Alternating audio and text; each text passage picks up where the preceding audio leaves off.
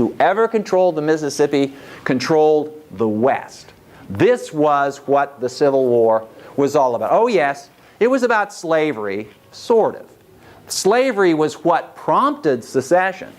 But there were a whole lot of people in the North who would have said, look, we're better off without those slave states. Let them go their own way, and we can go our own way. There were plenty of Republicans who said, let the South go. We're going to run the country when all those Southern Democrats are gone.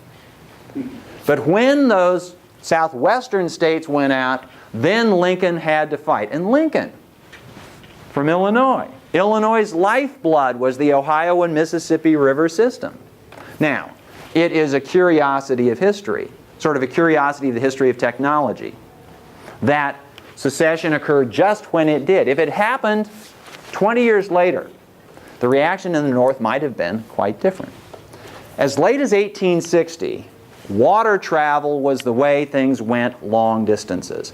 But by 1880, if you wanted to travel across the United States, how did you go? Railroad. By railroad. Railroad freed the United States from the tyranny of rivers.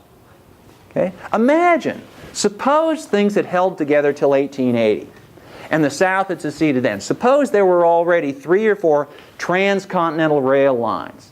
Then this argument that, okay, the South has taken out the Mississippi River, it would have had much less effect. Anyway, enough of that digression, back to the main part of the story. And the main part of the story is Abraham Lincoln engaged in a fundamentally undemocratic act in taking the Union to war to oppose secession. Okay? Now, well, actually, you can nod, or you don't have to say agree with my okay, but nonetheless, that's the argument that I'm making.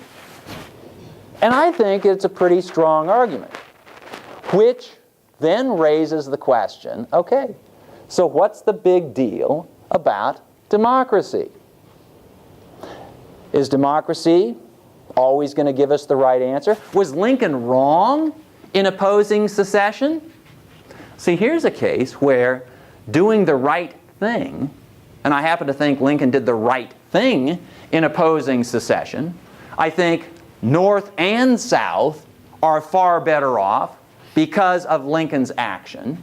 But this was an action taken not in pursuit of democracy, but in spite of democracy.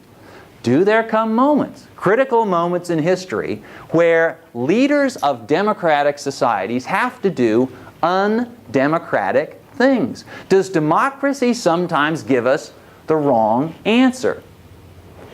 Let's try some other examples.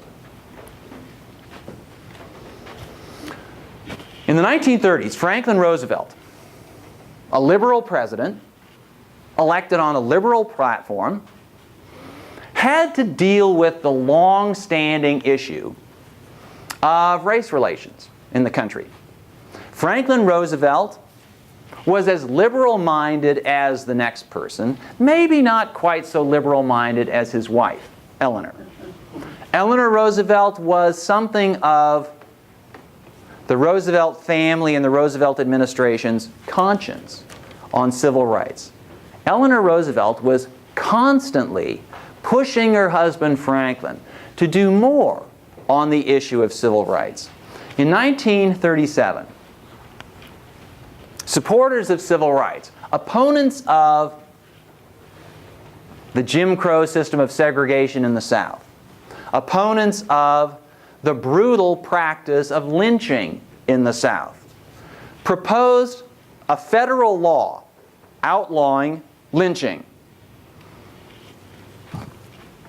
A federal law was required because of, well, how shall I put it, the failure of democracy in the South. Lynchings occurred quite regularly in the American South. And they were often done, sometimes in broad daylight, often at night, but in the full view of hundreds or thousands of people. It was quite apparent who the ringleaders of these lynchings were. There would be no problem in identifying who was responsible for these murders. But it was impossible to prosecute the murderers successfully. And the number of lynchers who were convicted of murder was minuscule. Now, why was this so? Because Southern courts were directed by Southern judges. And these were all white judges.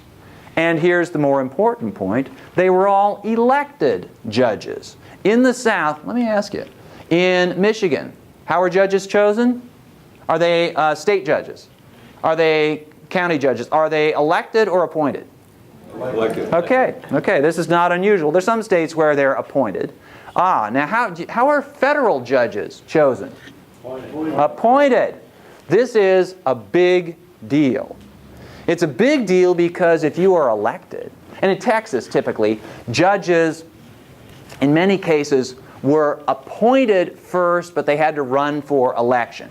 And what often happened was, it just became a habit that when a judge wanted to retire, instead of waiting till the end of his term, he would retire early, allowing the governor to appoint a replacement, but then at the first election he'd have to run.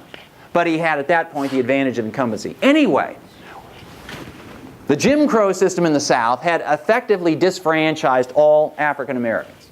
So everybody voting was white. And the judges knew they were being voted for or against by white voters. And so they knew that it would be unpopular to convict the perpetrators of these lynchings. The juries in any case would be all white. And so in most cases, no one was even brought to trial.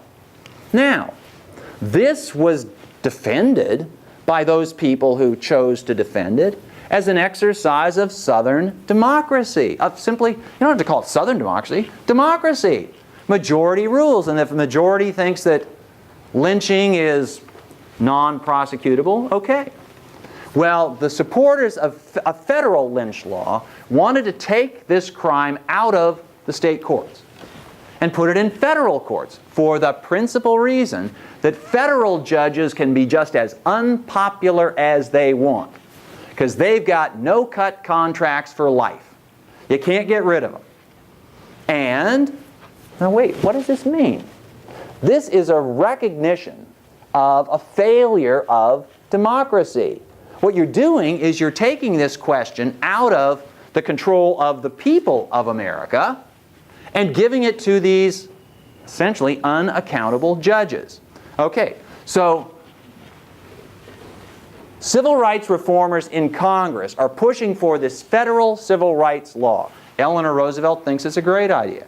African American leaders, of course, think it's a great idea too. And they're pushing Eleanor to push Franklin to push the law. And Franklin doesn't want to do it. Why doesn't he want to do it? Because he knows perfectly well that in the American Congress in the 1930s, the Democrats had large majorities in both the Senate and the House. Democrats, yes, but who were these Democrats? Well, in fact, the Democrats who controlled the important committees in the Senate and the House were almost to a man, and they were all men, almost to a man, Southerners. Because the South had this habit of electing people again and again and again, and so they acquired seniority. Now, Roosevelt had to weigh the advantages and the disadvantages coming out in favor of an anti-lynch law. He knew perfectly well that it would alienate all of those Southern committee chairmen in Congress. And he knew perfectly well that once alienated, they would never support his New Deal legislation that had nothing to do with race relations. And so he made a calculated decision. He said, I can't come out in favor of the anti-lynch law, because if I do, I'll get nothing passed. Okay? So Roosevelt backed off, and the anti-lynch law was never passed. He dragged his feet on other aspects of civil rights for precisely the same reason. Civil rights reform was left to a later generation.